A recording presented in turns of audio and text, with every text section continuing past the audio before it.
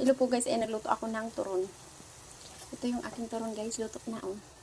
Yan, yung aking turon. Hindi ko yan lagyan ng asukal kasi matamis na yung saging at hinog na hinog na. Ayan. Ayan, ito pa yung aking lulutuin.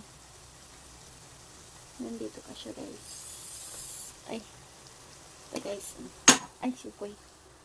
Ayan. Ayan ang aking lulutuin. Ito yung nakasalang na. Ayan. Tapos ito yung aking luto na. Diba ang ganda ng kulay? Kusina muna tayo ngayon. Luto muna tayo ngayon guys.